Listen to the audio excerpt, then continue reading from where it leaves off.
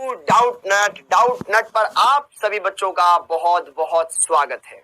उम्मीद है आप सभी बच्चे अपने घरों पर एकदम स्वस्थ हैं, मस्त हैं और अच्छे से अपने एग्जाम की तैयारी कर रहे हैं। ओके, तो बच्चों आज हम बात करने वाले एक बहुत ही शानदार इंपॉर्टेंट चैप्टर जिसका नाम है बच्चों बहुलक, जिसका लेक्चर नंबर 2। आज हम जानेंगे बच्चों इसका दूसरा लेक्चर कि क्या है ये। बहुत ही सिंपल चैप्टर है, बहुत ही आसान चैप्टर है ये। इसमें आपको जरा से भी दिक्कत नहीं आएगी, बस आप प्रैक्टिस करते रहे रेगुलर, कोई दिक्कत नहीं आएगी बच्चों। ओके, क्लियर है। तो आज हम देखेंगे इसका लेक्चर नंबर 2। तो आइए बात करें अभी तक हमने इस चैप्टर में पढ़ा क्या है। इस चैप्टर में एक तो बेसिक इंट्रोडक्शन की बहुलक होता क्या है, बहुलकों का वर्गीकरण क्या है, कुछ महत्वपूर्ण बहुलकों का विरचन कैसे किया जाता है, ये सारी बातें हमने इसमें देखी और अच्छे से क्लियर की। क्लियर है। तो ये सारी बातें आपको अच्छे से समझ में आएगी, एक एक बातें अच्छे से बताई जाएगी, कोई दिक्कत कोई प्रॉब्लम आपको नहीं होगा बच्चा। ठीक, तो यहां पर ये देखा हमने बहुलकों का विरचन कि किस तरीके से बहुलकों का विरचन किया जाता है। इस चैप्टर में हमने ये देखा कि बहुलकों का वर्गीकरण कैसे किया जाता है, बहुलक कितने प्रकार के होते हैं। हमने देखा बच्चों स्त्रोत के आधार पर देखा प्राकृतिक बहुलक, फिर हमने देखा बच्चों यहाँ पर संश्लेषित अर्ध संश्लेषित जो लैब में बनाए जाते हैं। फिर उसके पश्चात बच्चों हमने देखा संरचना के आधार पर रैखिक बहुलक, फिर शाखित बहुलक और तिर्यक बहुलक। ओके, फिर देखा आणविक बलों के आधार पर प्रत्यास्थ बहुलक जो रबड़ की तरह होते हैं, रेशे धागेनुमा, और अगले आते हैं बेटा ताप सुगट्टे, और एक होते हैं लास्ट ताप दृढ़ बहुलक। ओके, वो देखा। बहुलीकरण की प्रक्रिया के आधार पर एक देखे योगज बहुलक जो सीधे ही आपस में जुड़ जाते हैं, दूसरे होते हैं बच्चा संगनन बहुलक, जब दो जुड़ते हैं तो उनके बीच में कुछ सरल अणु निकल जाते हैं, तो उस प्रकार के बहुलक कहलाते हैं संगनन बहुलक, जिसमें सबसे पहले हमने पढ़ा योगज बहुलक। ओके, और जो योगज बहुलक होते हैं ना, उन योजक बहुलकों के भी कुछ दो प्रकार होते हैं। अगर जुड़ने वाली एकलक इकाइयां एक ही जैसी है तो वो कहलाते हैं समबहुलक, और अगर अलग अलग है तो उन्हें कहा जाता है सहबहुलक, कोपोलिमर। क्या मेरी बात समझ में आ रही है? तो ये बातें हमने अच्छे से देखी, एक एक बात को अच्छे से क्लियर किया। ओके बच्चा, और साथ के साथ उनके उदाहरण भी मैंने आपको बताए और अच्छे से बताए। क्लियर, तो वो बातें हमने देख ली। अब आज के लेक्चर में हम क्या करेंगे, कुछ और बहुलकों के बारे में बात करेंगे और उनके विरचन के बारे में समझेंगे उन्हें। ओके, बहुत ही छोटा चैप्टर है बेटा, आज के लेक्चर में शायद ये खत्म हो जाए। हाँ जी, महत्वपूर्ण बहुलकों का विरचन। आज हम पढ़ेंगे बच्चा संगनन बहुलक।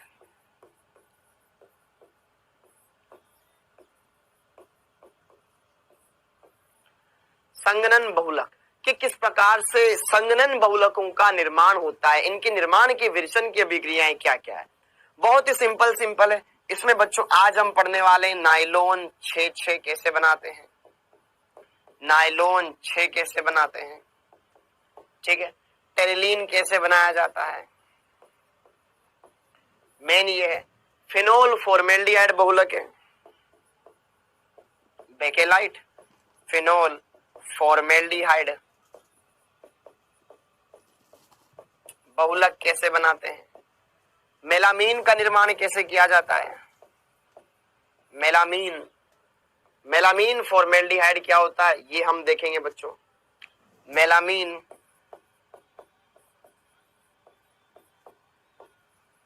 फॉर्मेल्डिहाइड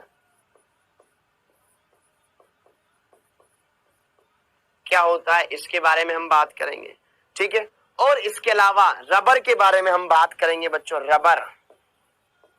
रबर क्या होता है, रबर का वल्कनीकरण कैसे होता है ये हम पढ़ेंगे बच्चा, और साथ के साथ जानेंगे जैव निम्नीकरणीय बहुलक, निम्नीकरणीय बहुलक जो क्या हो जाते हैं, निम्नीकृत हो जाते हैं, जो प्रकृति में समय के साथ नष्ट हो जाते हैं। ऐसा नहीं है कि प्रकृति में बने ही रहते हो, फिर प्रकृति के अंदर कितना नुकसान होगा। बहुत सारे ऐसे होते हैं जो डिकम्पोज हो जाते हैं, टूट जाते हैं, शहीद हो जाते हैं। तो ये छोटे छोटे टॉपिक है जो हमें देखने हैं। तो आइए जरा बात करें इन सारे टॉपिक्स के बारे में, फिर लास्ट में इनको रिवाइज करवा दूंगा। हाँ, तो बच्चों देखो ध्यान से बात करें संगणन बहुलक, बहुत ही सिंपल है, बहुत ही आसान है। हाँ जी, कुछ महत्वपूर्ण बहुलकों के क्रम में बेटा आज हम बात करेंगे संगणन बहुलक या पदश वृद्धि बहुलक। संगणन बहुलक या पदश वृद्धि बहुलक।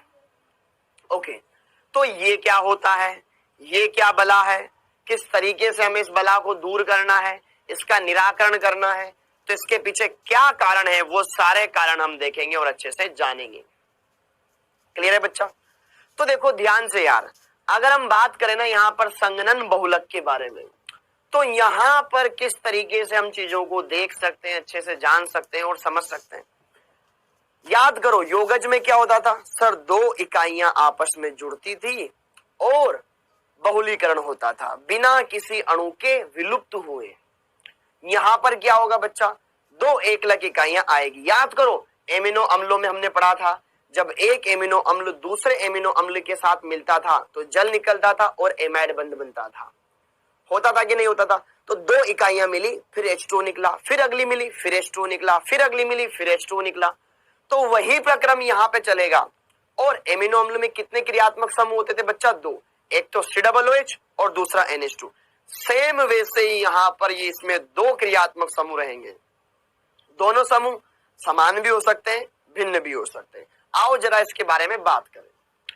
इस प्रकार के बहुलकन में सामान्यतः दो क्रियात्मक समूह एकलक, दो क्रियात्मक एकलक, ठीक है, के पुनरावर्त संगणन की अभिक्रिया होती है। इसमें दो एकलक इकाइयां आएगी जिनका बार बार रिपीटिशन होगा और उनका संगणन होगा।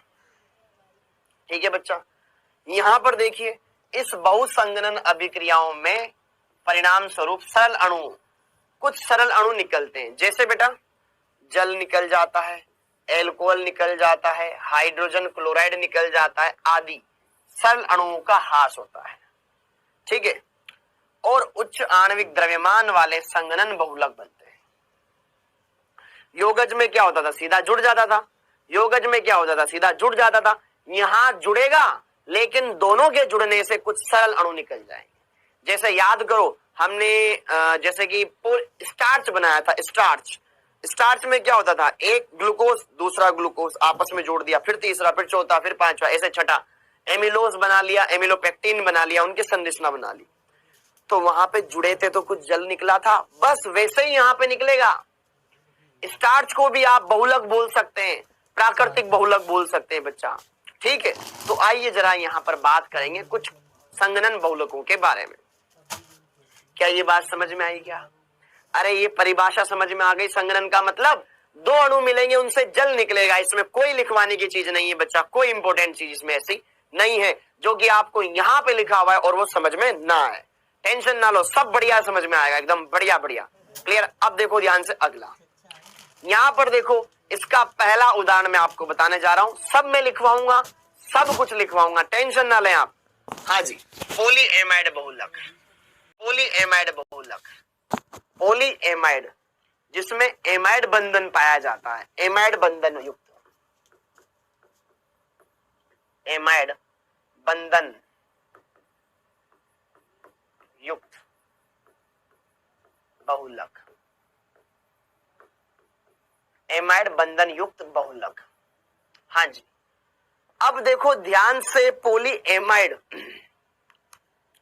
यार देखो पॉलीएमाइड जिसमें एमाइड बंध पाया जाए, एमाइड पॉलीएमाइड क्या, जिसमें एमाइड बंध CONH, ये एमाइड बंधी है, इसका बार बार रिपीटिशन होगा, फिर आगे फिर आगे, एक का COOH दूसरे के NH2 के साथ जुड़ेगा तो CONH बन जाएगा। तो यह बनेगा। अब इसको कैसे समझना है, क्या क्या बातें इसमें होगी, ये सारी बातें आपको अच्छे से देखनी है, अच्छे से समझनी है और क्लियर करनी है। कहीं पर कोई भी दिक्कत आए बेझिझक पूछिए, सारे डाउट्स क्लियर करवाए जाएंगे। हाँ जी, तो देखो ध्यान से, एमाइड बंध युक्त बहुलक संश्लिष्ट रेशे के महत्वपूर्ण उदाहरण है। मतलब जैसे कि रेशे होते हैं ना, धागे नायलॉन 6 इसका मतलब क्या है सब बताऊंगा मैं, चिंता ही ना करें। तो जो रेशे होते हैं बेटा, संश्लिष्ट रेशे जो हम लैब में खुद बनाते हैं, वो संगणन बहुलकन के अंदर ही आते हैं। जैसे कि पॉलीएमाइड बहुलक। ये नाइलॉन 6 एक पॉलीएमाइड बहुलक होता है। इसमें एमाइड बंध पाए जाते हैं, बहुत सारे एमाइड बंध पाए जाते हैं। ओके, क्लियर है। इनके विरचन की सामान्य विधि में डाई एमिनो का डाई कार्बोक्सिलिक अम्लों के साथ या एमिनो अम्लों का उनके लेक्टमों के साथ, लेक्टम क्या होता है ये आगे हम पढ़ेंगे, ठीक है, उनके साथ संघनन बहुलकन होता है, जिसमें एमिनो समूह होंगे वो COOH के साथ जुड़ेंगे। इस प्रकार से इसमें संघनन होता जाता है। अब सारी बात ध्यान से सुननी है। सबसे पहले आता है बच्चा नाइलॉन 6। सुनो, नाइलॉन 6 को बेटा NyLON 6 लिखा जाता है। Nylon NyLON। बच्चों देखो ध्यान से, पहले तो यार NY का मतलब क्या होता है? NY का मतलब होता है न्यूयॉर्क, न्यूयॉर्क। LON का मतलब है लंदन। यह बहुलक ऐसा है जो अमेरिका में के न्यूयॉर्क और लंदन में एक साथ बना था, इसलिए इसको नाइलॉन, न्यूयॉर्क का NY उठाया और लंदन का LON उठाया, तो नाइलॉन इसे कहा जाता है। ये कभी पेपर में नहीं पूछा जाता है, बस ध्यान रखना। अब ये 6,6 इसका क्या मतलब है? इसका मतलब ये है इसकी दोनों एकलक इकाइयों में 6 कार्बन है, इसमें भी 6 इसमें भी 6, दोनों परस्पर जुड़ जाएगी। क्लियर है? तो 6 वाला ये दोनों जुड़ जाएंगे। क्या ये बात समझ में आई? क्या ये बात समझ में आई बच्चा? अब तो आया होगा। अब देखो ध्यान से आगे, इसका विरचन हेक्सामेथिलीन डाइएमीन। अब ये क्या होता है?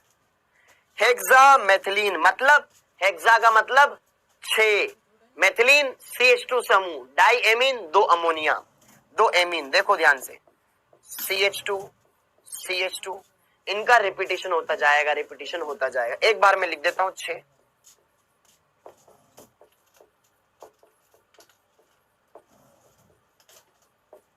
ये कितने हो गए? 6 हो गए बेटा। इधर भी NH2 लगा दो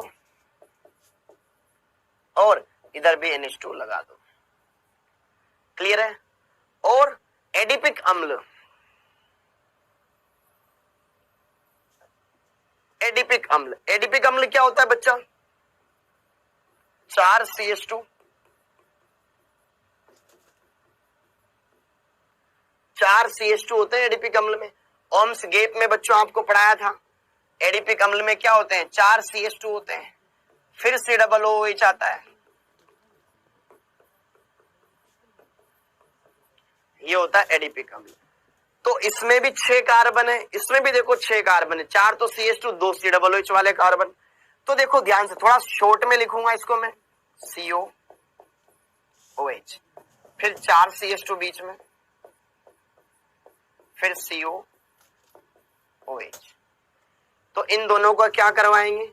बहुलीकरण करवाएंगे। अब देखो इसको थोड़ा मैं शॉर्ट में लिख दूं बच्चा, आप मुद्दे की बात तो समझ ही गए। अब देखो ध्यान से, मैंने यहां पे लिखा NH2।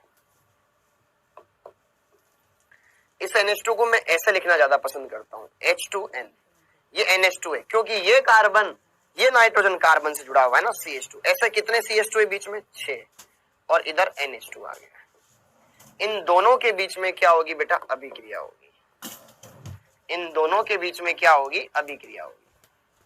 हाँ, और यहां पर यह आ जाएगा COOH, फिर बीच में 4 CH2, फिर COOH।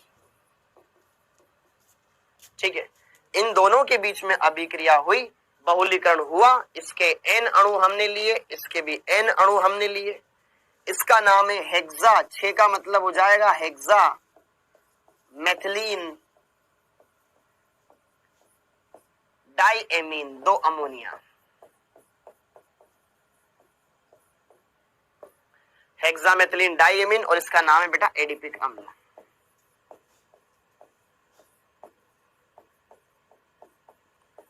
इन दोनों के मिलने से क्या होगा?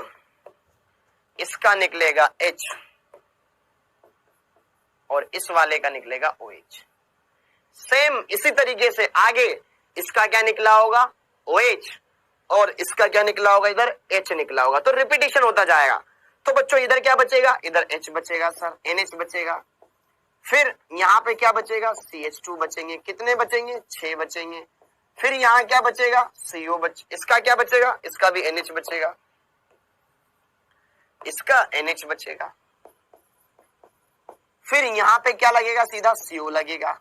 देख लो, आंखें अच्छे से दिखा लो, यहाँ पर अपनी जमा लो।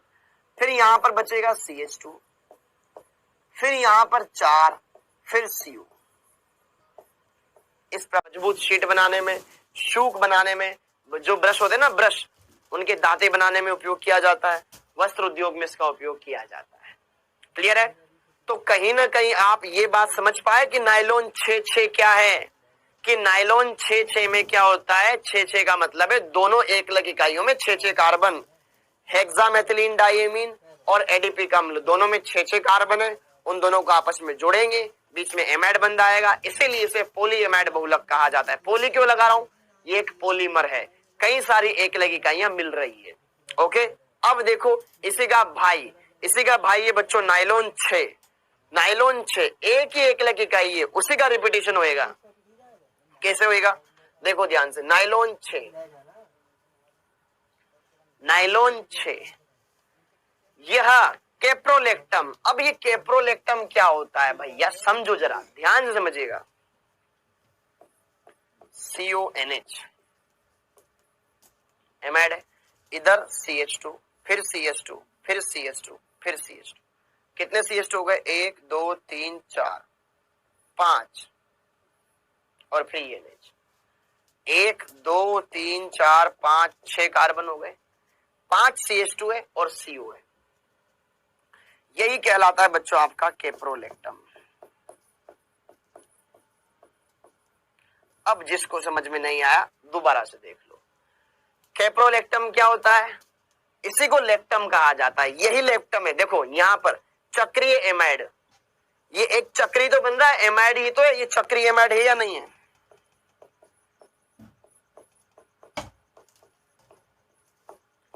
यही कहलाता है आपका कैप्रोलेक्टम। जब इस कैप्रोलेक्टम को हम क्या करते हैं, जल के साथ गर्म करते हैं। जल मतलब पानी, तो जल में क्या होता है, H और OH, इसको दे दो OH और इसको दे दो H, तोड़ दो, तो यहां से टूट गया, तो इसको क्या मिल गया, H, इसको क्या मिल गया, कार्बन को OH। तो देखो ध्यान से, ये हो गया NH2, फिर इधर CH2 CH2 CH2 CH2 CH2, देखना आता है।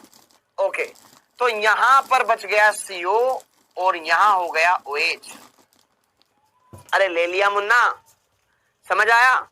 तो ये वाला पार्ट अलग हुआ, बीच में क्या है, CH2 CH2 CH2 CH2, कितने CH2 है, 5, ये CH2, यहां पे 5 आ जाएगा, इधर क्या आ जाएगा, NH2 आ जाएगा। आया समझ में। ये जो अम्ल है बेटा, इसका ये पहला कार्बन, ये 1 नंबर का, 2 3 4 5 6 नंबर पे NH2 जुड़ा हुआ है, वहां देखो CH2 CH2 छठे नंबर पे जुड़ा हुआ है। इससे आप 6 अमीनो हेक्सेनोइक एसिड बोल सकते हो, जिसे बच्चों क्या कहा जाता है, कैप्रोइक अम्ल कहा जाता है।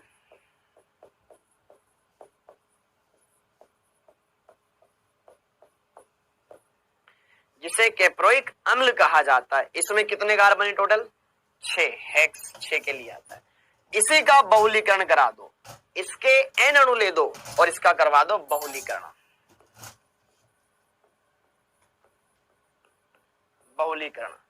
तो बहुलीकरण से क्या होगा, इधर वाला OH अगले वाले के NH के साथ, H के साथ निकलेगा। देखो ध्यान से, यहां पर कई सारे जल के अणु निकल जाएंगे बच्चा, ऐसा यहां भी लिख सकते हो, ऐसा यहां भी लिख सकते हो, कई सारे जल के अणु निकल गए। तो जल का विलोपन हुआ कि नहीं हुआ, कुछ सरल अणु निकल गए, वही तो हमें निकालने थे। ओहो, समझ आया। अब देखो ध्यान से, यहां पर ये बात क्लियर हो गई। तो यहां पर जब कई सारे जल के अणु निकल चुके हैं मुन्ना, तो इधर से क्या बचेगा सर, इधर से बचेगा केवल CO, बीच में क्या बचेंगे, CH2, वो भी कितने, 5, इधर क्या बचा, NH। यह NH कहां जुड़ा होगा, अगले वाले के CO के साथ जुड़ा होगा। फिर उससे आगे क्या लिखा हुआ CH2, वो भी कितने 5, फिर अगले वाले से NH, ठीक है। और जिसको समझ में नहीं आया दोबारा देख लेना, ठीक है। यहाँ पर ये समझ आया, क्लियर है।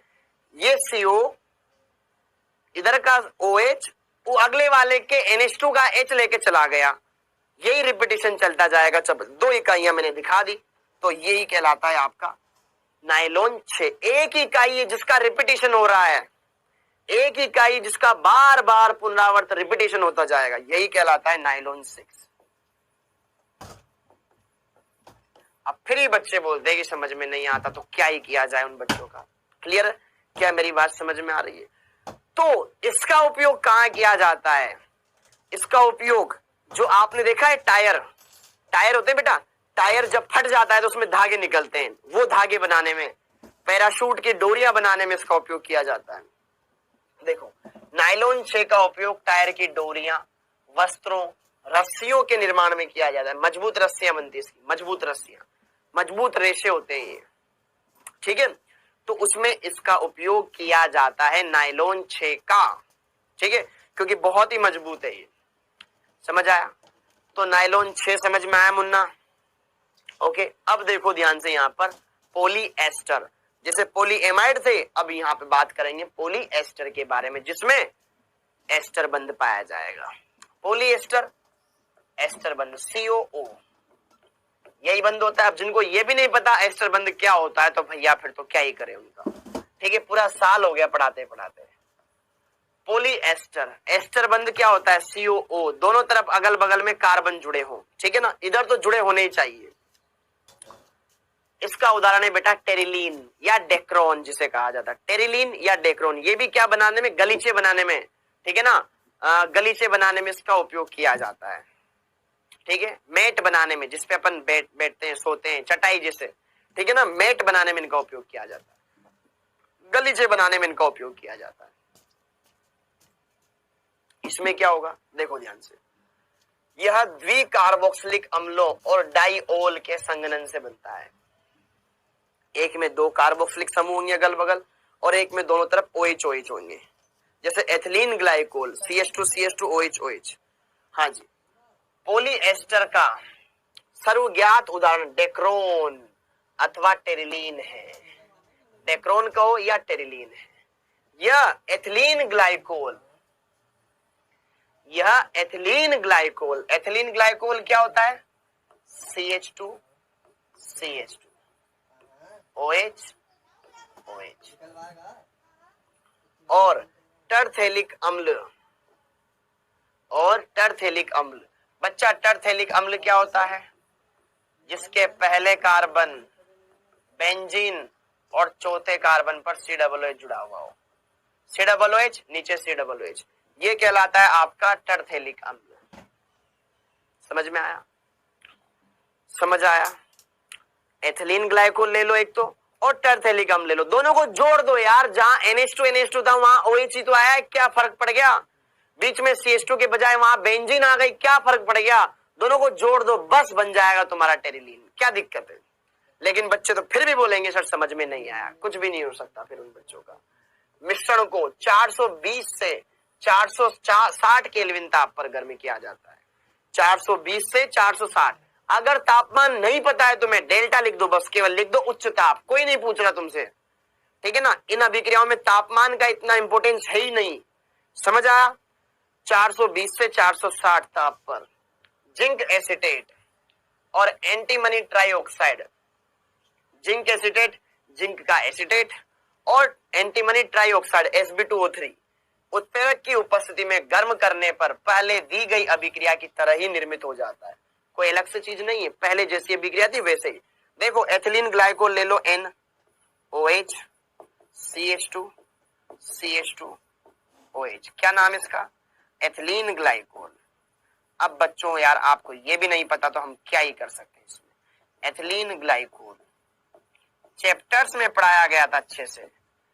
एथिलीन ग्लाइकोल जब इसकी अभिक्रिया करवाएंगे किसके साथ? टरथेलिक अम्ल के साथ। इसको लेटा के लिख दूं क्या? इसके N अणु ले दूं? COOH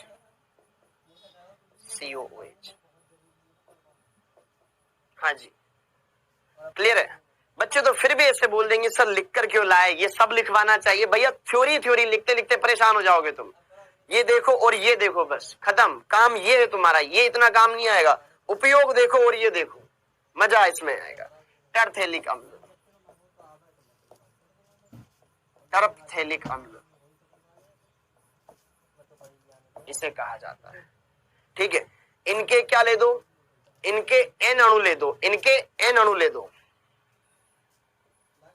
इसको zinc acetate, zinc OAC whole twice और Sb2O3 इनकी उपस्थिति में गर्म कर दिया। डेल्टा लिख दो, तापमान लिखने की कोई जरूरत नहीं है।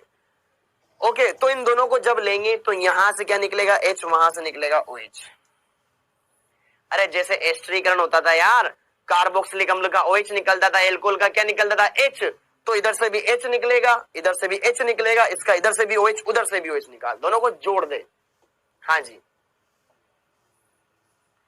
तो जब दोनों को जोड़ा जाएगा तो क्या होएगा, उत्पाद बनेगा। इधर ऑक्सीजन से H निकल गया, इधर CH2 आ गया, फिर O, फिर बीच में CO आ गया।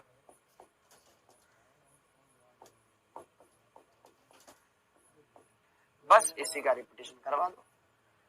यही कहलाता है आपका टेरिलीन, जिसे डेक्रोन भी कहा जाता है।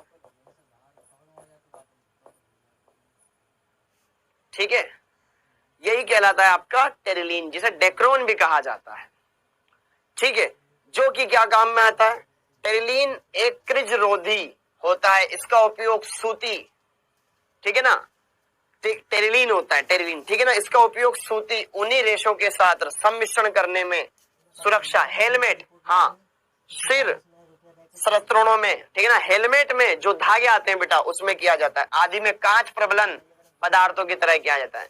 ये कांच को मजबूत बनाने, अच्छा क्वालिटी का ग्लास, आपने देखा होगा कहीं भी रोड के किनारे पे ना हेलमेट बेचने वाले मिल जाते हैं, डुप्लीकेट हेलमेट, पता चला वो ऐसे ही गिर जाएगा जमीन पे, ऐसे ही टूट जाएगा, उसका कांच मजबूत ही नहीं आता। लेकिन आप अच्छी क्वालिटी का हेलमेट लेंगे बेटा, क्योंकि जिंदगी के साथ कोई समझौता नहीं करना। कुछ चीजें ऐसी होती है जहां पे पैसा लगता है तो वहां लगाओ। 200 रुपए का हेलमेट अगर आप लगा लेते हो सिर पे, उससे आपकी जान नहीं बचेगी। ठीक है, क्योंकि जान है तो जहान है। ठीक है, तो हेलमेट खरीदो तो बढ़िया क्वालिटी का खरीदो, एक ही बार खरीदना है, क्योंकि यह हेलमेट आपकी जान बचाने वाला है। ठीक है, अगर आपके हाथ पैर पे कहीं लग जाती है, इंसान फिर भी जिंदा रहेगा, एक बार सिर फट गया तो फिर कुछ नहीं बचेगा। ठीक है, तो हेलमेट जरूरी है, और अच्छी क्वालिटी का हेलमेट बहुत जरूरी है। ये आपकी हेल्थ के लिए है, बचाव के लिए है। ओके, तो यहां पर क्या ये बात समझ में आई क्या, क्लियर है? तो यहां पर इसका उपयोग सूती कांच प्रबलन में इनका उपयोग किया जाता है। ठीक है, ओके, पॉइंट समझ में आया, हर एक बात समझ में आई? कहीं कोई दिक्कत हो, कोई तकलीफ हो, कोई कष्ट हो, कोई पीड़ा हो, परेशानी हो, बेझिझक बता सकते हो, कमेंट बॉक्स खुला हुआ है, लिख सकते हो कि समझ में नहीं आया। ओके, आगे बढ़ते हैं। अब बढ़ते हैं बच्चा आगे और बात करते हैं फिनोल फॉर्मेल्डिहाइड बहुलक। फिनोल प्लस फॉर्मेल्डिहाइड दोनों को मिलाएंगे और बहुलक बनाएंगे। बेकेलाइट इसका उदाहरण है। फिनोल फॉर्मेल्डिहाइड बहुलक, बेकेलाइट और संबंधित बहुलक, बेकेलाइट और संबंधित बहुलक। अभी कैसे बनाते हैं, आओ जरा बात करें। देखो, जब फिनोल और बेकेलाइट को, फिनोल और फॉर्मेल्डिहाइड को मिलाते हैं, तो पहले लिखवा देता हूं, जब फिनोल एवं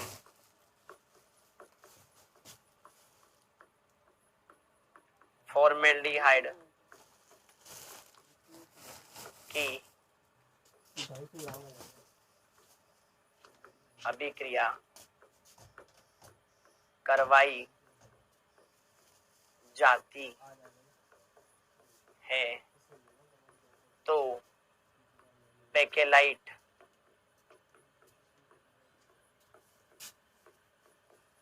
एवं, ठीक है, करवाई जाती है तो करवाई जाती है तो प्राप्त यौगिकों का बहुलीकरण करवाने पर बेकेलाइट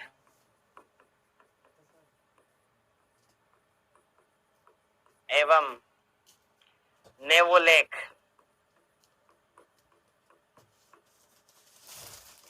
बहुलक का निर्माण होता है।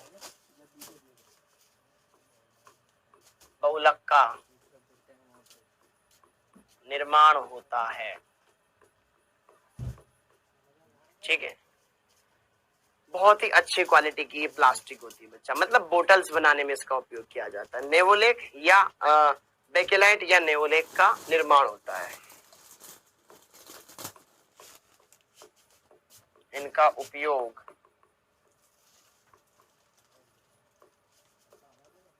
मजबूत बोतल्स, बोतलें, ठीक है, ओके, कैबिनेट बनाने में, टीवी के कैबिनेट,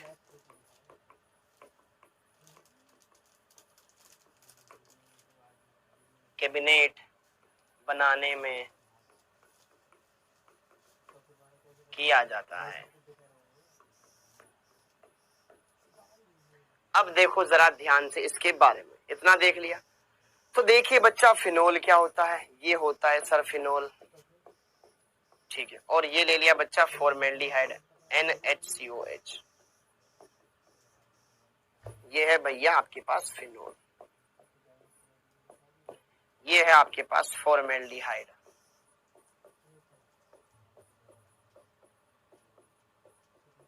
तो समझिए जरा, इसके भी N अणु ले लिए, उसके भी N अणु ले लिए। तो बच्चा देखो ध्यान से यार, होता क्या है, फिनोल ऑर्थो और पैरा प्रतिस्थापी होता है। जो OH समूह है यहाँ पर क्या है, ये इलेक्ट्रॉन दाता है, तो ये क्या आएगा, ऑर्था पैरा प्रतिस्थापी होगा। तो बच्चों देखो ध्यान से, जब यह बंद, सुनना जरा ध्यान सुनना, जब ये बंद यहाँ गया होगा तो यहाँ पे क्या धनावेश बनेगा, धनावेश बनेगा कि नहीं बनेगा? तो यह बंद यहाँ जा सकता है, यहाँ ऋणावेश आ सकता है, ये बंद यहाँ जा सकता है, यहाँ ऋणावेश आ सकता है, ये बंद यहाँ जा सकता है, यहाँ ऋणावेश आ सकता है। तो जैसे ही ऋणावेश आएगा यहाँ पे क्या जुड़ जाएगा, CH2O।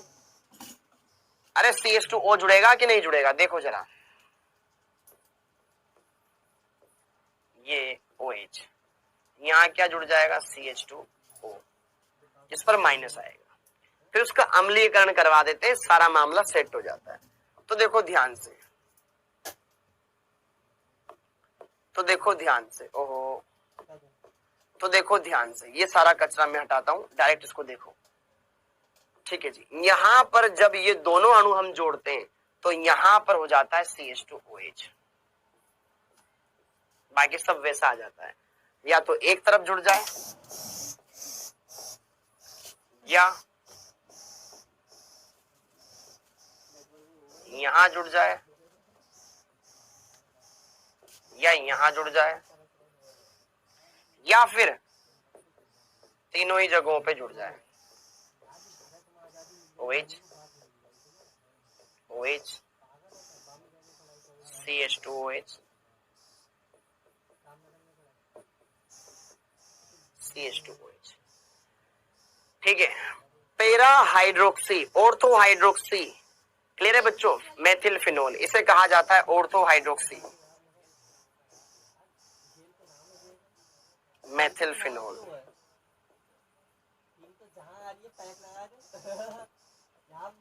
Ortho comma para methyl hydroxy phenol, और ortho 2,4,6 tri hydroxy methyl phenol, उसे आप बोल सकते हैं। अब देखो ध्यान से, कोई जरूरत नहीं है यहां पर बच्चों, जब हम इस एक यौगिक का बहुलीकरण करवाते हैं ऑर्थो हाइड्रोक्सी का, जब यहीं पर लिखना है बच्चों हमें, जब, क्लियर है, हाँ जी, जब ऑर्थो हाइड्रोक्सी मेथिल फिनोल का बहुलीकरण किया कराते हैं तो नेवोलेक प्राप्त होता है।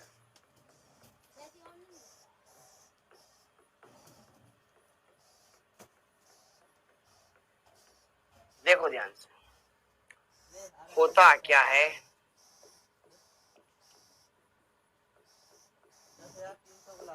ये लिया, इसके N अणु ले लिए, इसका बहुलीकरण करवा दिया, तो यहां से निकलेगा OH। सुनिएगा जरा, ये OH तो ऐसे यहां निकल गया OH, क्या बच गया बेटा CH2। यह CH2 अगले वाले के इधर वाले ऑर्थो वाले H के साथ जुड़ेगा कुछ इस तरीके से।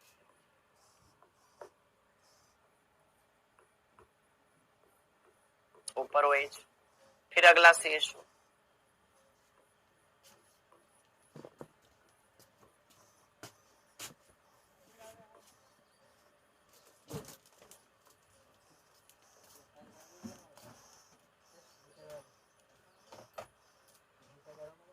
इधर CH2 अगले वाले का।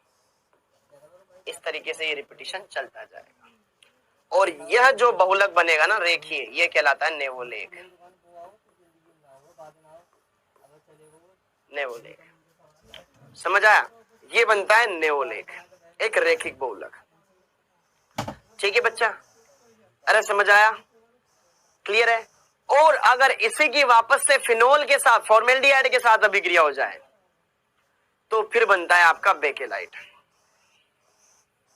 हाँ जी, ये तो है नेवोलेक। अब देखो आप बेकेलाइट, मैं डायरेक्ट बेकेलाइट बना रहा हूं बच्चों, देखिएगा।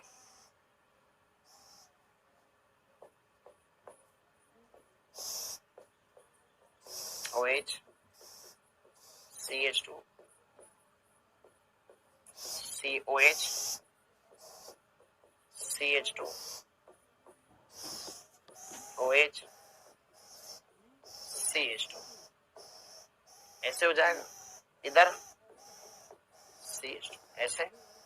अब देखो इसकी कौन सी स्थिति खाली है, पैरा वाली खाली, तो पैरा वाले पे भी जुड़ जाएगा CH2, ठीक है, और फिर वो जुड़ जाएगा दूसरे वाले फिनोल वाले से।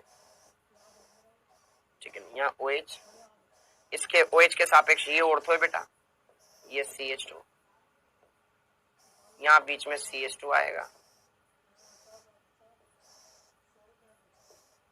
ये इसके साथ जुड़ जाएगा, ठीक है OH, फिर यहां पर बीच में CH2 आएगा। देखो तिर्यक बहुलक तो ऐसे ही बनते हैं भैया,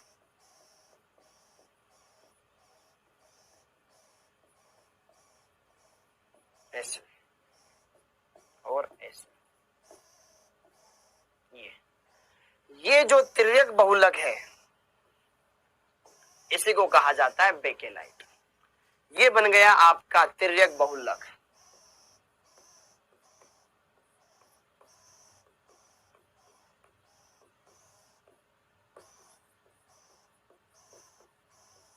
यही कहलाता है आपका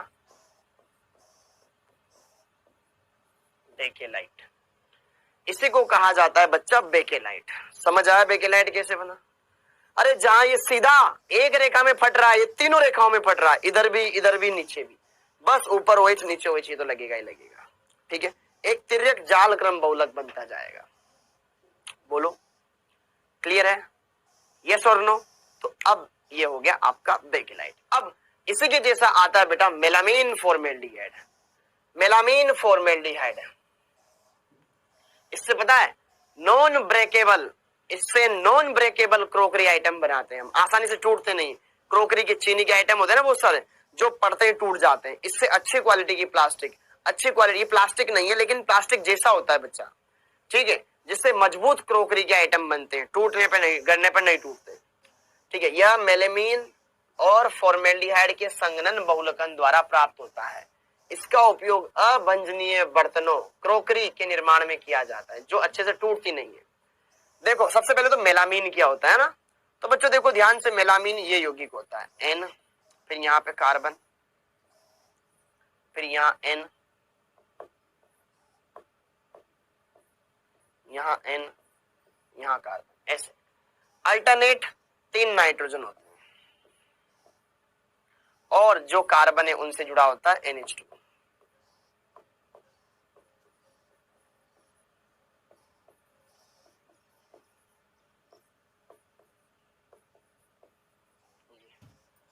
यही कहलाता है आपका मेलामीन।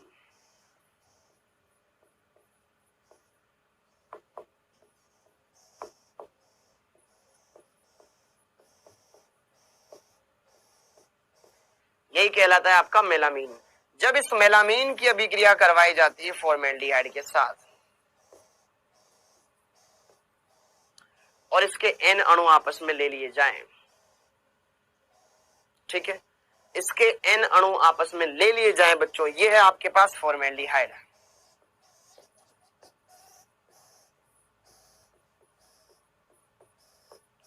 तो बस यही अब बढ़ेगा जो बढ़ना है जो, ठीक है, यही अणु आगे पीछे बढ़ता चला जाएगा, बढ़ता चला जाएगा। देखो जरा,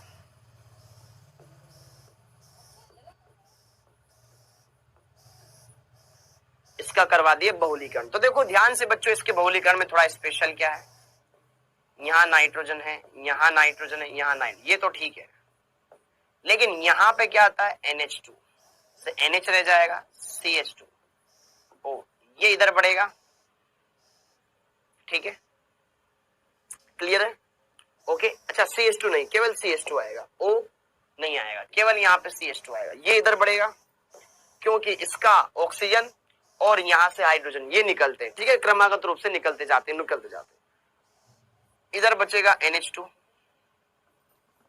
का NH, इधर बचेगा NH2 का H, ये इधर बढ़ता जाएगा और यहां पर होता है NH, ये इधर बढ़ता जाएगा। इस प्रकार से इसका रिपीटेशन होता जाता है, ठीक है, ये बन जाता है आपका मेलामीन फॉर्मेल्डिहाइड।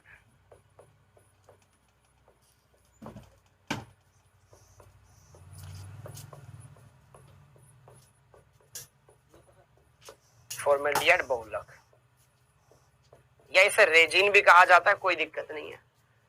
तो देखो ध्यान से, इस तरीके से ये फैला हुआ आएगा इसमें।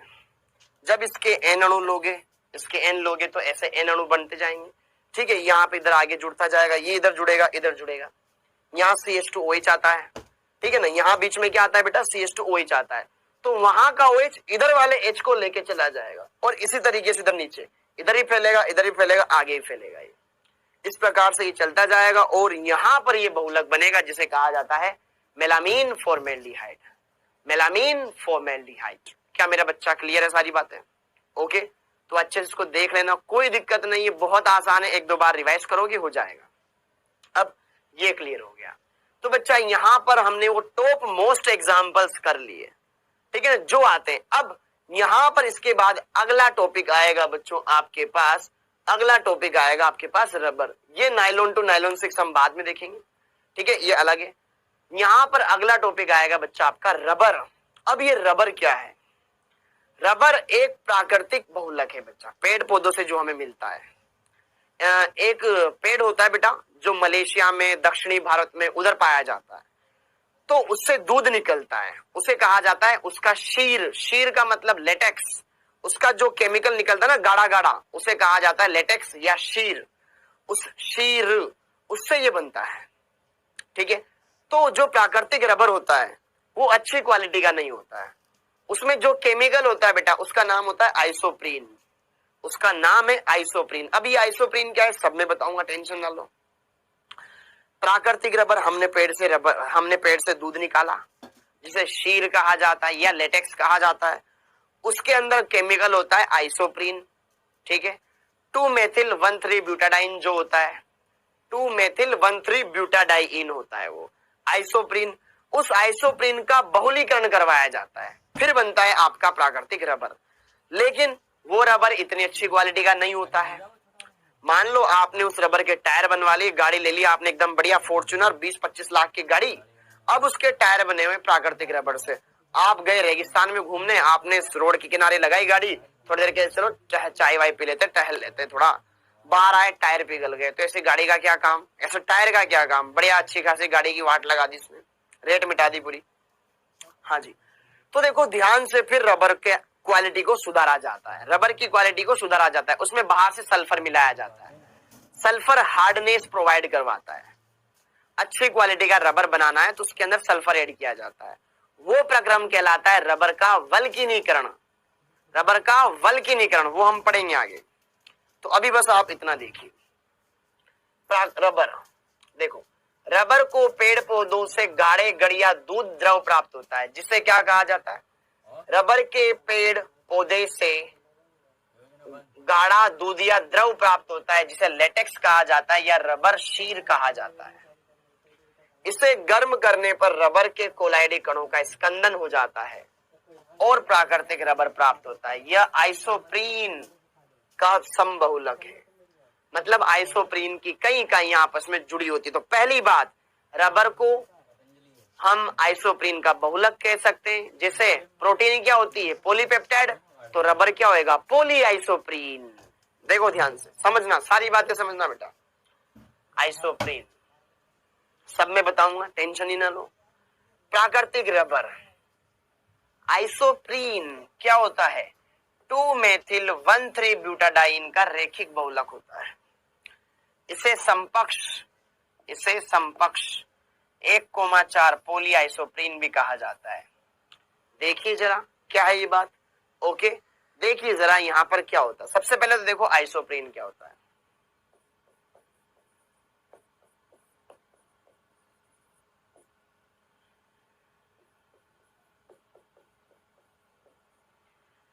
ये है आइसोप्रीन। 1,3 पर डबल बॉन्ड है, दूसरे नंबर पर मेथिल है। यही है बेटा 2 मेथिल 1,3 ब्यूटाडाइन। 2 नंबर पर मेथिल है, 1,3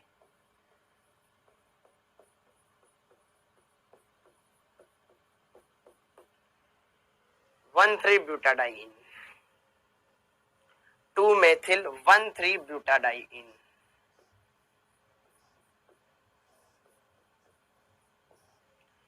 टू मेथिल 1,3 ब्यूटाडाइन, जिसे क्या कहा जाता है? आइसोप्रीन भी कहा जाता है।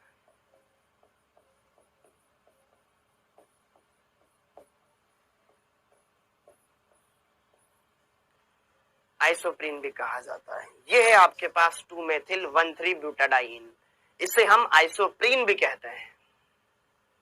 समझ आया क्या? एक एक बात क्लियर हुई क्या?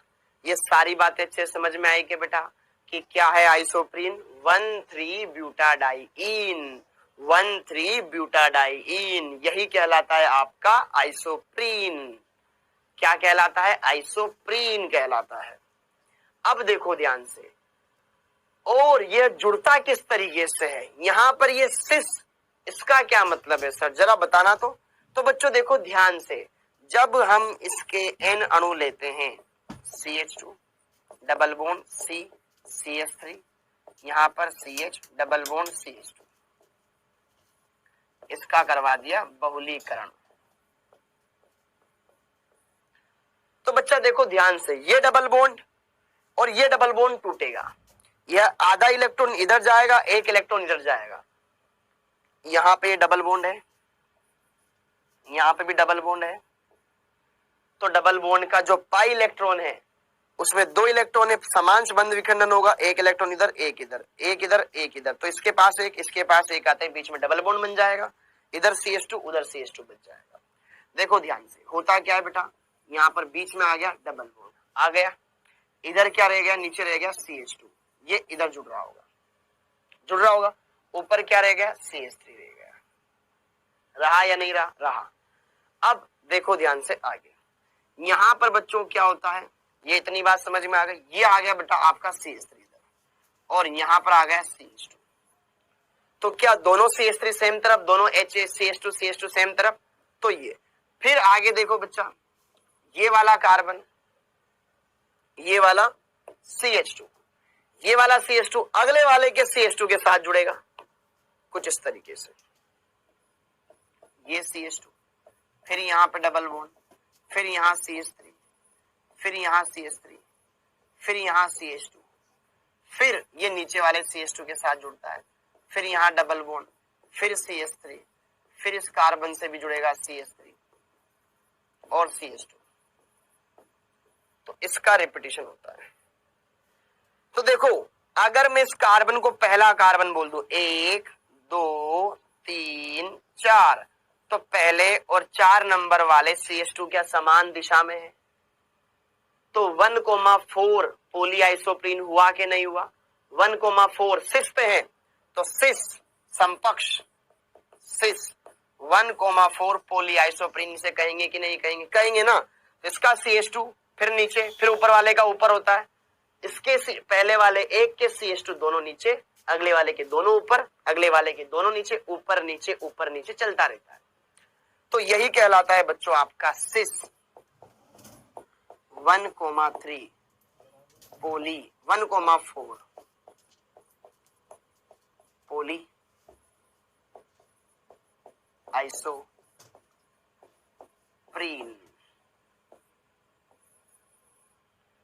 यही कहलाता है आपका सिस 1,4 पोली आइसोप्रीन। क्लियर है?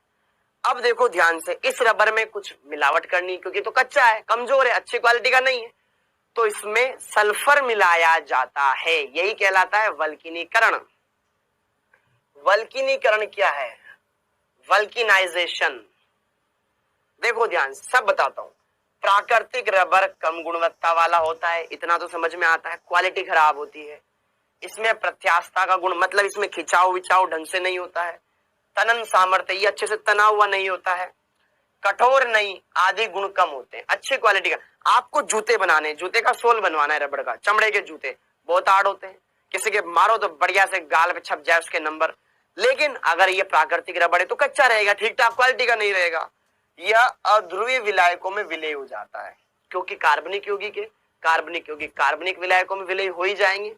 ओके, यह कम ताप पर भंगुर हो जाएगा, उच्च ताप पर लचीला हो जाएगा। गर्मियों के दिनों में तो हार्ड हो जाए, पता नहीं अलग ही जूते हो गए, सर्दियों के दिनों में ऐसा रबड़ की तरह हो रहे हैं, समझ ही ना आ रहा। ओके, लचीला हो जाता है। यदि प्राकृतिक रबर को गंधक का मतलब है बेटा सल्फर,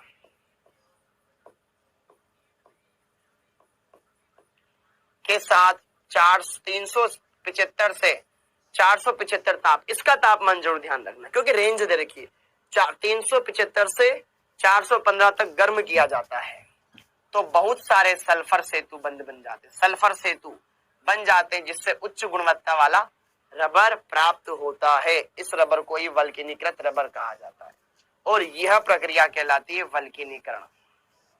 समझ आया? जैसे कि देखो ध्यान से देखो, ये CH2 अपने हिसाब से जुड़ रहा है आगे, ये यहां पर जुड़ी रहा था, ये CH2 और ये CH2, सॉरी यहां पे CH था ना, CH था। इसी तरीके से बेटा ये अगली इकाई,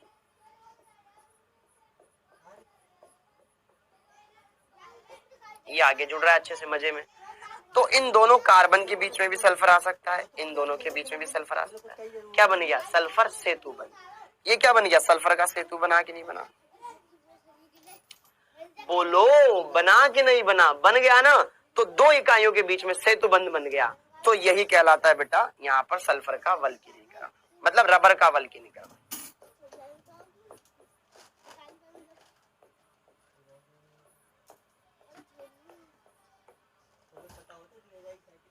रबर का वल्किनीकरण, क्या मेरी बात समझ में आ रही है?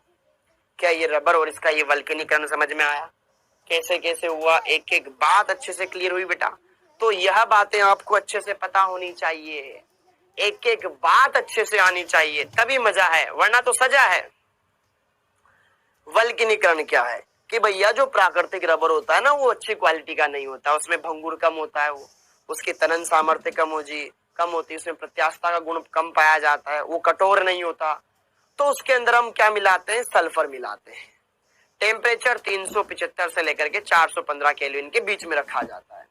सल्फर मिलाते हैं तो उसमें क्या बन जाते हैं? सल्फर सेतु बंध बन जाते हैं, सल्फर के सेतु बन जाते हैं बीच बीच में, जिससे कि वो दो इकाइयों को मजबूती प्रदान करता है। और यही प्रक्रिया क्या कहलाती है? वल्किनीकरण कहलाती है, और प्राप्त रबर वल्किनीकृत रबर कहलाता है। क्या दिक्कत है इसमें? ये खत्म हो गया रबर। अब देखो रबर, एक संश्लेषित रबर कुछ और है बेटा जो हमें देखने हैं। नियोप्रीन संश्लेषित जो लेब में बनाए जाते हैं, सिंथेटिक।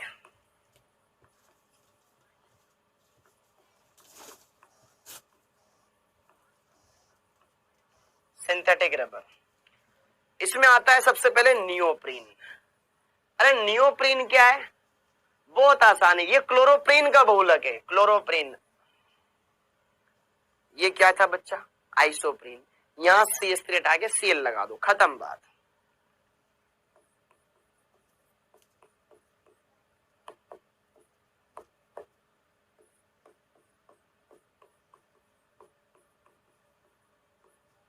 इसका बहुलीकरण करा दो, क्लोरोप्रीन। क्लोरोप्रीन क्या है? 2 क्लोरो 1,3 ब्यूटाडाइन, ये है। ठीक है, ई और आई साथ में नहीं आता, दोनों के दोनों स्वर है, डाइन। ठीक है, ये हो जाएगा। इसका बहुलीकरण करवा दो।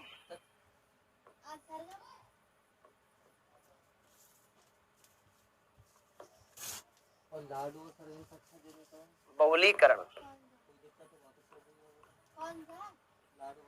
तो बहुलीकरण कराने पर क्या होगा? ये इधर बढ़ेगा, ये इधर बढ़ेगा, सील वहीं लगा रहेगा, CH2। यहाँ बीच में हो जाएगा बेटा डबल बॉन्ड, यहाँ CH, यहाँ जुड़ रहा है Cl, यहाँ जुड़ रहा है CH2। ऐसे N इकाइयां, यही कहलाता है आपका नियोप्रीन।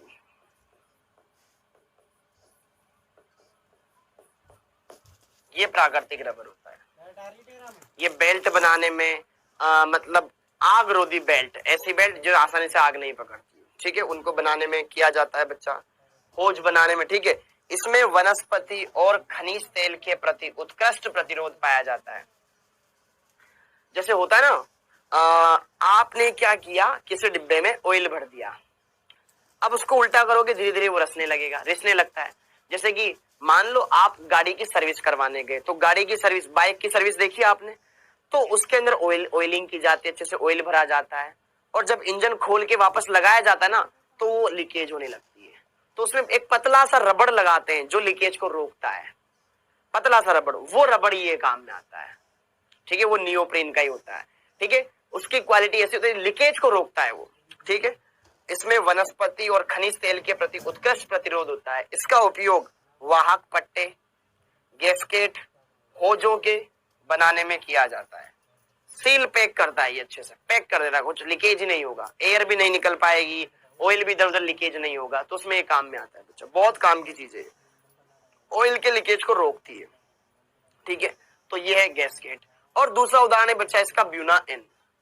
ब्यूना एन पहले ही देख रखा है अपन ने, ब्यूना एस हमने पहले ही पढ़ा रखा है। ब्यूना एन और ब्यूना एस ये दोनों प्राकृतिक बहुलक, ये संश्लेषित बहुलक है। आप खंड में, ठीक है ना, यहाँ पर ब्यूना एस के बारे में पहले ही पढ़ चुके हैं। अब 1,3 ब्यूटाडाइन के बारे में और इसके बारे में बात कर लो। ये क्या है यार, होता है क्या है? 1,3 ब्यूटाडाइन क्या होता है? CH2 double bond CH single bond CH double bond CH2, ये होता है। इसके N अणु ले लो, ये हो गया बेटा 1,3 ब्यूटाडाइन।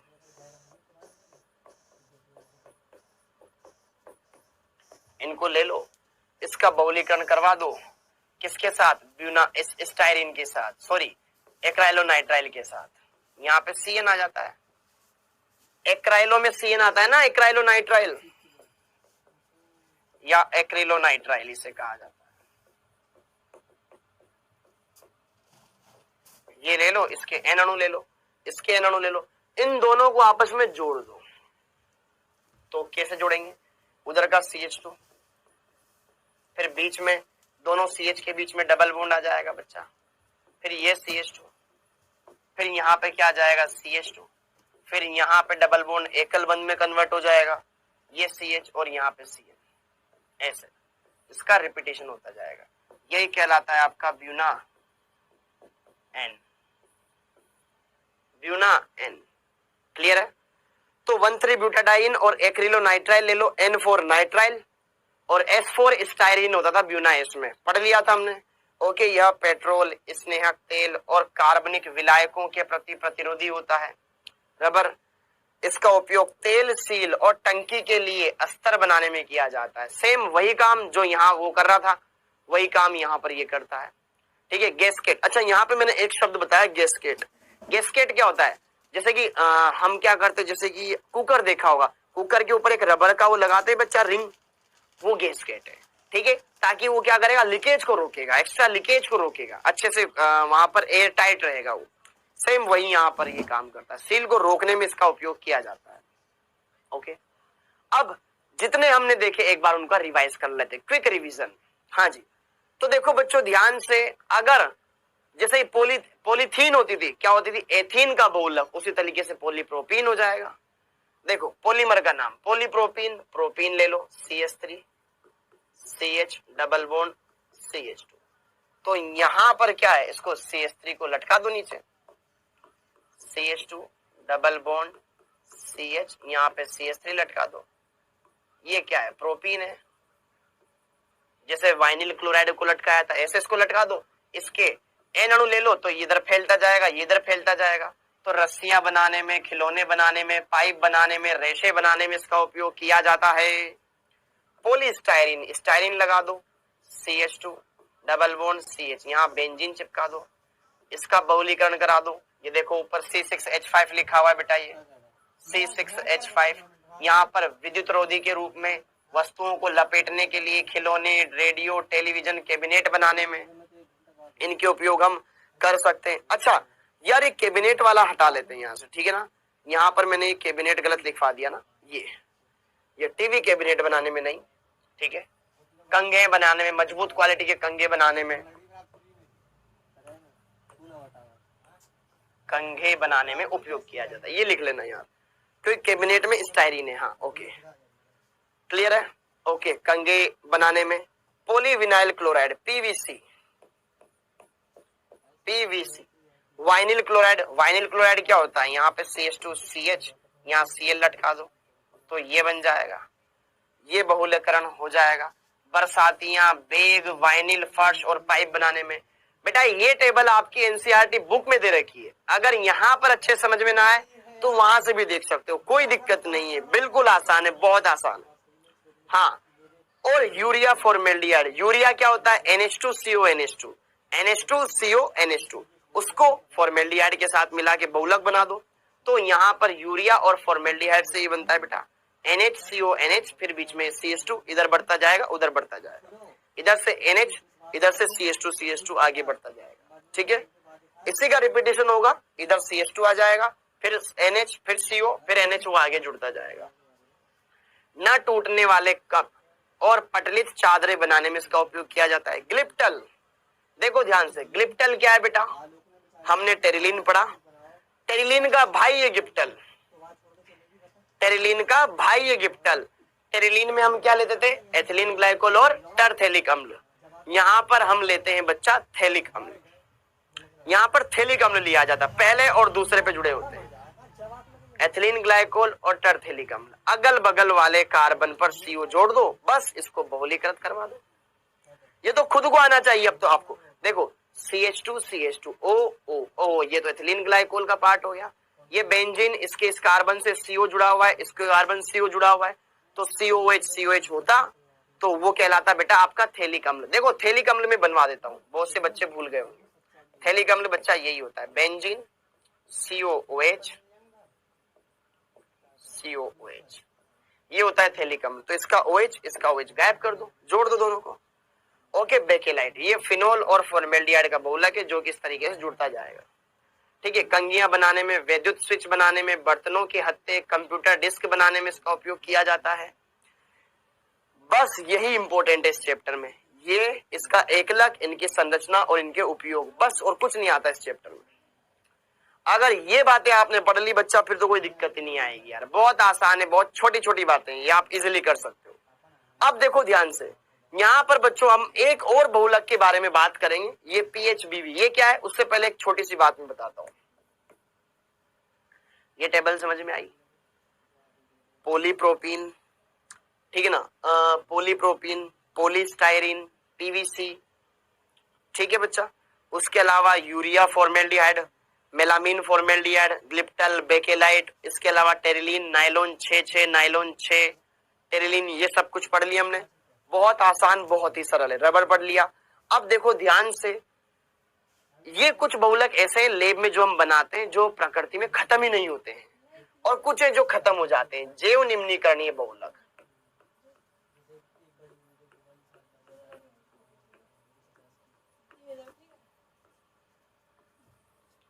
यार हम बहुलक तो बना रहे हैं लेकिन वो प्रकृति के लिए नुकसानदायक तो ना हो, ठीक है ना। वे बहुलक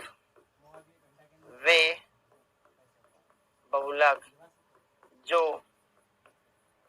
प्रकृति में लंबे समय तक नहीं बने रहते हैं, स्वतः ही समय के साथ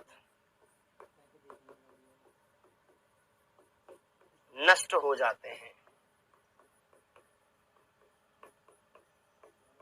जाते हैं, जैव निम्नीकृत बहुलक कहलाते हैं। जैव निम्नीकृत बहुलक कहलाते हैं।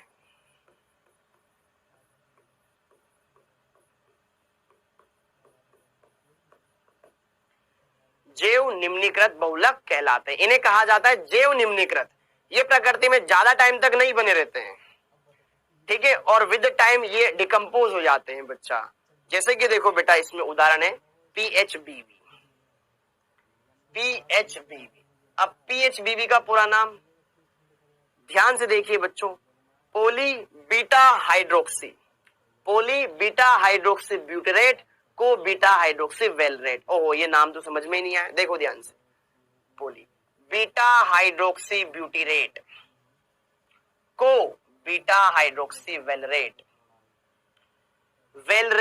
वेलरिक अम्ल 5 कार्बन वाला अम्ल वेलरिक अम्ल कहलाता है, पेंटेनोइक अम्ल वेलरिक अम्ल, और ब्यूटेरिक अम्ल 4 कार्बन वाला अम्ल ब्यूटेनोइक अम्ल। देखो ध्यान से सुनिएगा बच्चा, मैंने लिखा यहां पर COOH,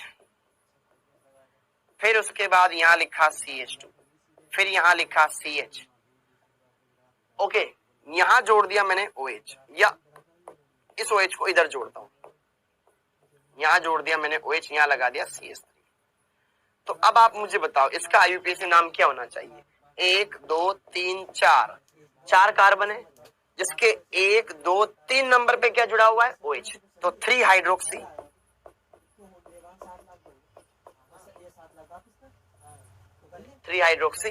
ब्यूटेनोइक अम्ल।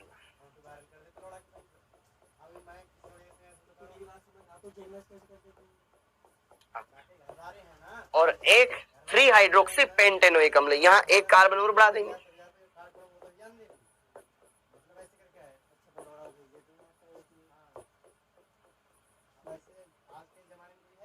यहाँ C2H5।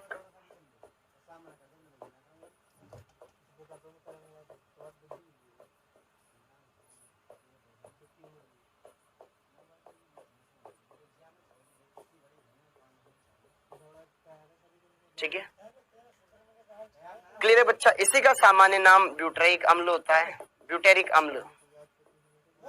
पूरा ब्यूटेरिक नहीं है, हाइड्रोक्सी भी, देखो इसलिए मैं यहाँ पे ब्यूटेरिक अम्ल नहीं लिखूंगा।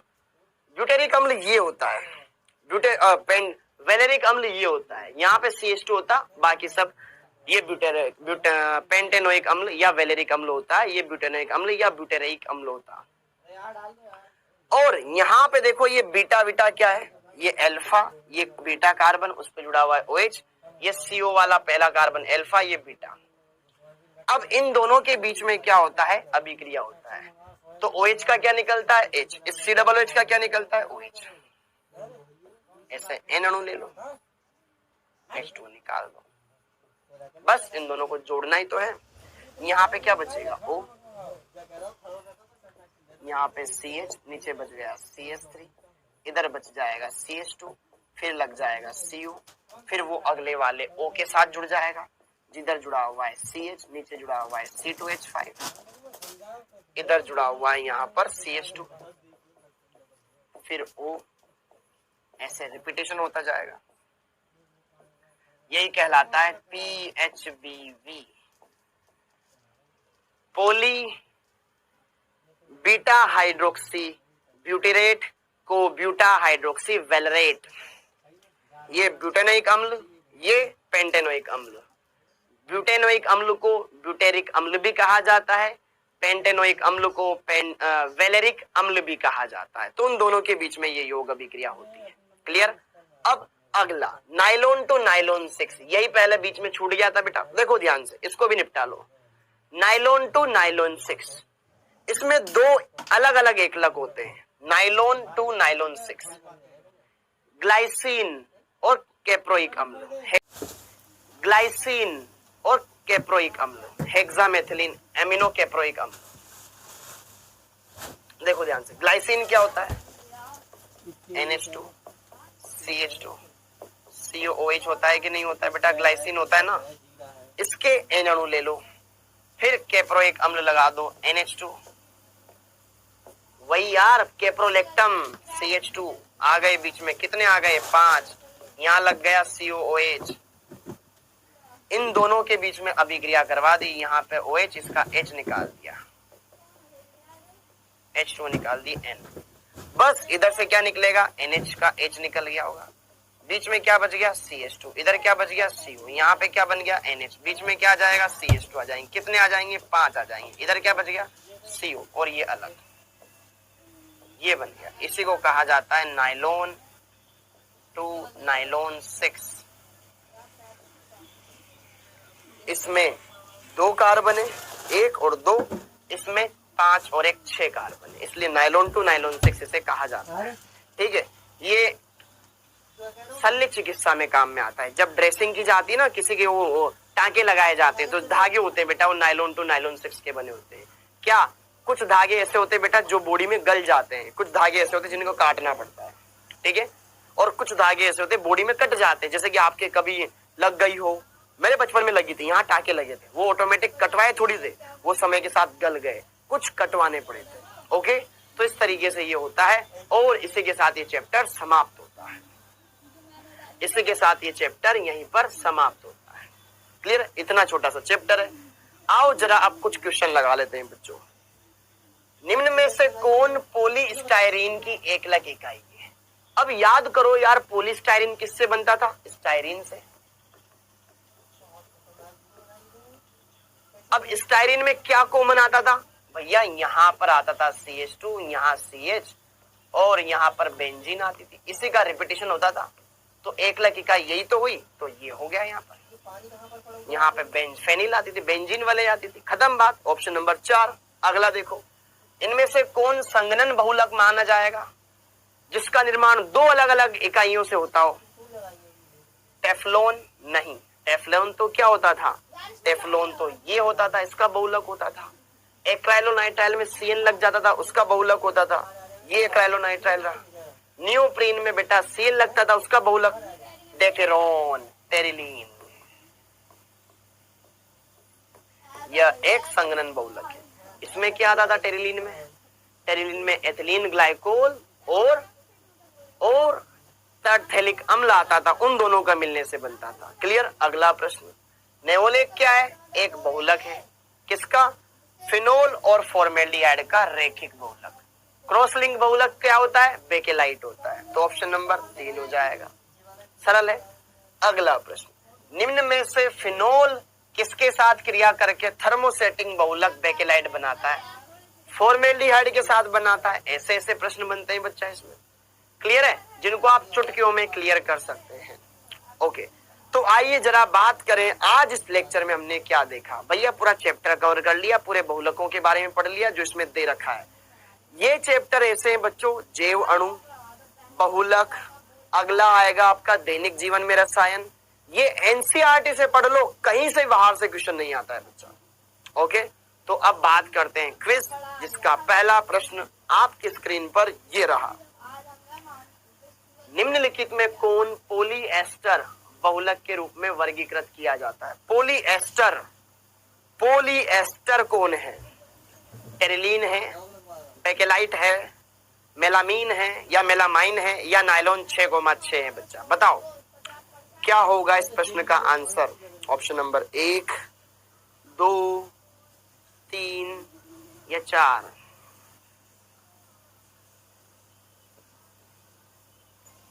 क्लियर है? Okay, next question. नायलॉन 6,6 के उत्पादन में प्रयुक्त एकलक है। नायलॉन 6,6 के उत्पादन में प्रयुक्त एकलक है। क्या है एकलक? ऑप्शन नंबर 1, 2, 3 या 4। क्या है एकलक? बताओ बच्चों, क्या है एकलक? नायलॉन 6,6 के अंदर प्रयुक्त एकलक है। सिंपल है, आओ बात करें। पॉलीएस्टर, देखिए ध्यान से, टेरिलीन। टेरिलीन में तो ये क्या होता है? पॉलीएस्टर बंद होता है।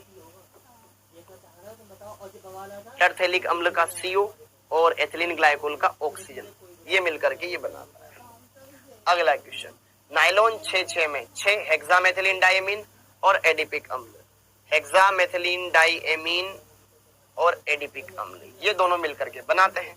ओके, तो आज के लेक्चर में क्या किया? पूरा चैप्टर हमने कवर कर लिया। ओके, तो बच्चों फिर मिलते हैं हम एक नए चैप्टर के साथ। बच्चों उम्मीद है आप सभी को आज का यह लेक्चर अच्छे से समझ में आया होगा, एक एक बात अच्छे से क्लियर हुई होगी बच्चों। ओके जी, क्लियर है? अगले लेक्चर में क्या करेंगे? इस चैप्टर के क्वेश्चन लगाएंगे। ठीक है, अगले लेक्चर में क्वेश्चन लगाएंगे हम। ओके, आप सभी बच्चों का बहुत बहुत